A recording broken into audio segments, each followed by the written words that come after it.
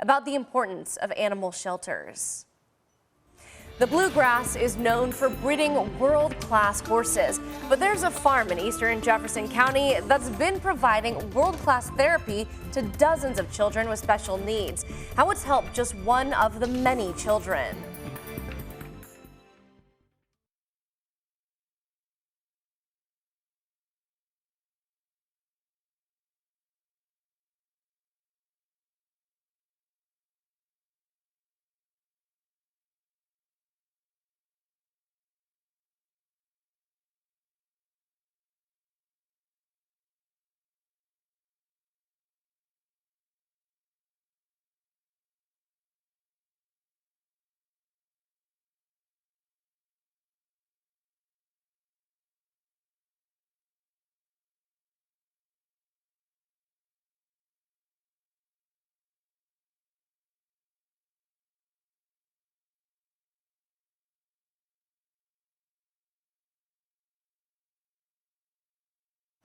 Week after week at a 10-acre horse farm and therapy center in eastern Jefferson County, children with special needs got some special attention from our friends on four legs. Green Hill Therapy has been providing services to families regardless of their ability to pay for 22 years with help from the WHAS11 Crusade for Children. 11-year-old Waylon Cornell has seen the benefits firsthand over the past 9 years.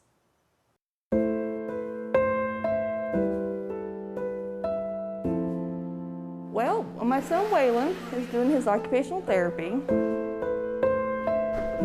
He was born with cerebral palsy, and that affects his muscles. I'm just doing what I do. He's been coming here for 8 years, since he was 3 years old. Prior to him turning 3 to be able to come here, we did some research and found the place. And so I thought it would be a good fit for him. So, Green Hill Therapy is a nonprofit organization, and we provide highly specialized occupational, physical, and speech therapy services to children with special needs. But in addition to that, we incorporate hippotherapy, and that is we use the horse's movements from a very scientific-based approach, and it maximizes the impact of therapy to provide and produce meaningful, functional outcomes. Yeah. The therapists are great with him. It's a great place to be. They're really nice. Prior to coming, he kept his hands fisted quite a bit, and working with his hands helps him open up his hands and be able to grab stuff, hold on to stuff. Nice job! So for the past year and a half, of course, due to social distancing measures and keeping everybody safe, we haven't had the hippotherapy program. She's looking at me. So what's really exciting is that I'm gonna walk up slow. we're bringing the horses back. It's been very interesting to see the parallel between the horses and the kids. The horses are training to become bigger, stronger, and more confident, as are the kids. So it's a very nice connection that you can see. Oh, I get teary-eyed. Oh, because he's just so special. And he was born with these disabilities on no fault of his own. Crusade has donated to us very graciously for many years. It is very expensive to run a therapy clinic, and on top of that, a 10-acre horse farm. And it just wouldn't be possible without the Crusade. Without the money from the Crusade, there wouldn't be programs like this for Waylon to participate in. Come on. It makes me happy, but it makes me sad. Because there's certain things he can't do that other kids can.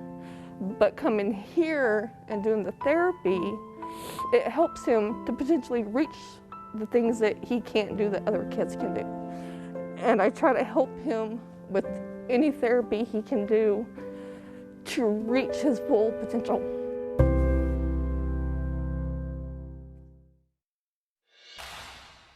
Probably 10% of everything that you see on the market is probably going to be counterfeit.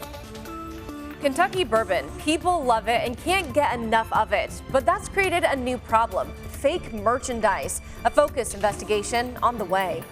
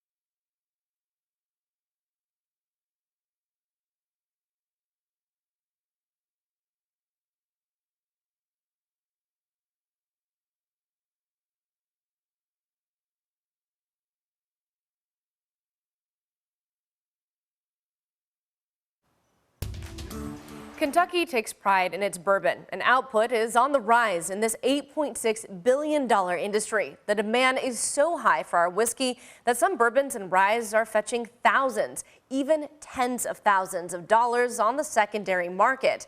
But not everyone is sticking to the right path on the bourbon trail. WHAS11 Focus investigator John Charlton explores the growing problem of counterfeiting and what's being done to try to stop it. This is where the good stuff begins. Bourbon barreled and bottled at the distillery. But once it leaves from here, things get a bit murky and sometimes questionable whether the good stuff is the real stuff.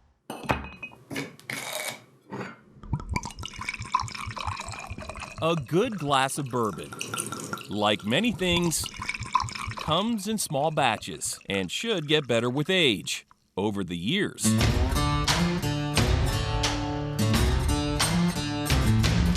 The popularity's been astronomical. The acquired taste has required much more supply to meet the demand. It's on the rocket ship right now. The proof, according to the Distilled Spirits Council of the United States, is in American whiskey sales over the last 10 years, with a 40% increase in just the last 5 years. It all starts here. With truckloads of corn, mashed, fermented, and distilled according to secret specifications, then barreled and stored until just the right time. And turn it over for the very first pour. Now it's time to bottle the bourbon. This is Michter's, distilled in Shively. Bourbon and rye corks, labeled and boxed, shipped to all 50 states and 60 countries around the world. To be able to sell a world-class American product abroad is just wonderful. Far from bottom of the barrel, Michter's starts with its WHAS11 small batch, which retails for about $50 to $60. It's top shelf and super premiums from there. Wine Searcher online, 25-year Michter's rye. It was retailing for $29,999. It's hard to imagine drinking that down. Maybe even harder to imagine what it's worth all gone. People are selling, certain bottles of Michter's online empty bottle for $500. Joe Malioco, Michter's president, says he's even seen empties selling for more than Michter's suggested retail price, full. I'm scratching my head. But he's got a pretty good idea what's going on. I think really the growing popularity has really, led to an increase in counterfeiting. Take an empty bottle of Pappy Van Winkle 20-year, for example. That's one expensive bottle return on eBay. Certain bottle buyers are funneling counterfeits into the secondary marketplace with refills of who knows what. If I had to put a number to it, probably 10% of everything that you see in the market is probably going to be counterfeit. Anybody that's selling an empty on eBay, it's going to be used for fakes. No question about it. Kenny Coleman has talked about whiskey counterfeiting and even had a counterfeiter confessing on his Bourbon Pursuit podcast. Some of these bottles, it can be easily done. As he said, and Coleman concurs, it can be too easy. It's just using a plain, clear PVC seal or PVC capsule. Take a heat gun to it and you're back up and running. Coleman says the real deal is the seal. So you take Willet, for example. One of the things that they're doing is they are putting an emblem on the top of all their seals now. With a Pappy 23, all these bottles have laser codes on them as well. Proof is in the details. They always have a pretty familiar fill line. So it's always gonna be about midway through the height of the neck. Then, of course, as a top shelf buyer, you should always be able to taste the difference. If something's off, this machine would pick it up. Such as the color. Right now I'm looking in the brown-yellow spectrum. Michter's takes returns. But this would be essentially the first step in validating a whiskey. The second step would be confirming the whiskey's chemical fingerprint. We have isolated to the main compounds of interest that make Michter's what it is by using this equipment here. What's in the bottle should be unique to the barrel and the batch. We have full traceability all the way back to, the grain that comes in. It's all been recorded. We know what the standard was when it left here, and we can measure against that. counterfeits cheat the customer. Oh my gosh, I paid all this money and this is terrible. And the brand. That comes back on us. Quality sells, and counterfeiters You don't want to be ripped off. continue to try to capitalize on that. You know, when you see the prices, not just Michter's, but when you see the prices that some of these whiskeys are going for a bottle, it's very tempting. And as bourbon grows in popularity, it remains up to the distillery whether or not to add more safeguards against counterfeiting, because right now there are no counterfeiting laws on the books specific to bourbon. For Focus, I'm John Charlton. We'll have one more story right after this.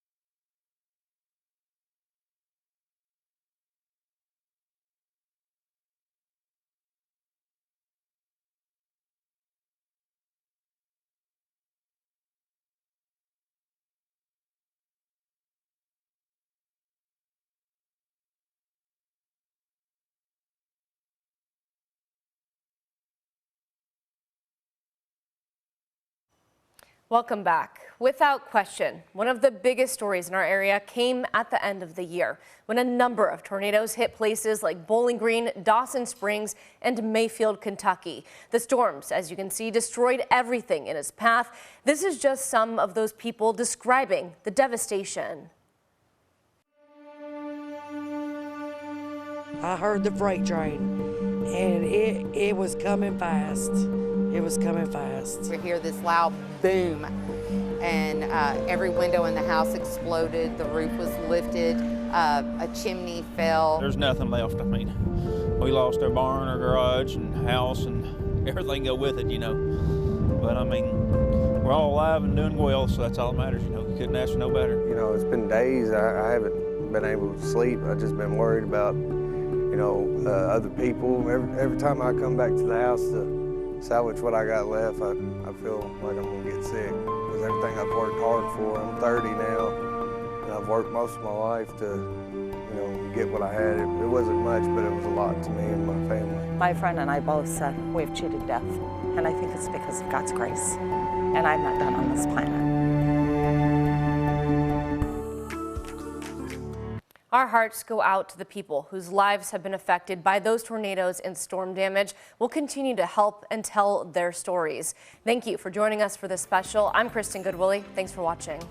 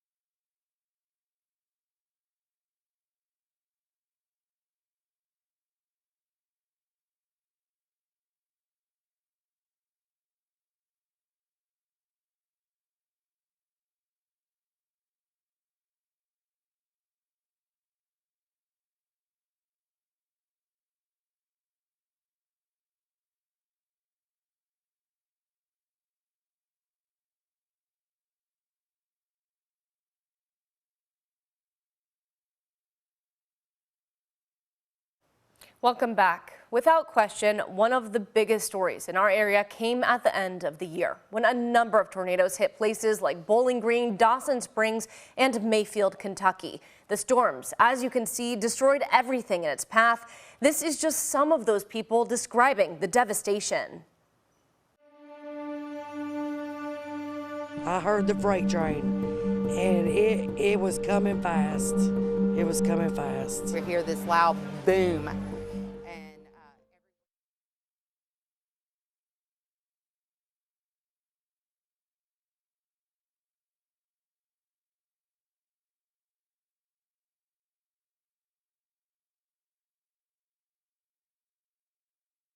Welcome back. Without question, one of the biggest stories in our area came at the end of the year when a number of tornadoes hit places like Bowling Green, Dawson Springs, and Mayfield, Kentucky. The storms, as you can see, destroyed everything in its path.